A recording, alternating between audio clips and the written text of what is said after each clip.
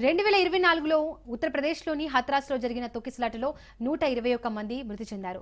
July 2న Suraj Pal alias Bhole Baba alias Narayan Sakar Hari సత్సంగ్లో తొక్కిసలాట విషాదాన్ని మిగిల్చింది. అలాగే 2024 మే 23న గుజరాత్లోని రాజ్కోట్లోని గేమింగ్ జోన్లో అగ్ని ప్రమాదం సంభవించిన తర్వాత తొక్కిసలాట కారణంగా 35 మంది చనిపోయారు. 2023 మార్చి 31న ఇండోర్లోని ఒక ఆలయంలో పూజలు జరుగుతుండగా ఆలయం స్లాబ్ కూలిపోవడంతో 36 మంది మృతి చెందారు. ఇక 2022 జనవరి 1న జమ్మూ కాశ్మీర్లోని వైష్ణోదేవి ఆలయం వద్ద తొక్కిసలాట దుర్ఘటనలో 12 మంది చనిపోయారు. 2014లో బీహార్లో దసరా వేడుకల్లో అపశృతి నెలకొంది. పాట్నాలోని గాంధీ మైదానంలో 2014 అక్టోబర్ 3న జరిగిన తొక్కిసలాటలో 32 మంది మృతి చెందారు.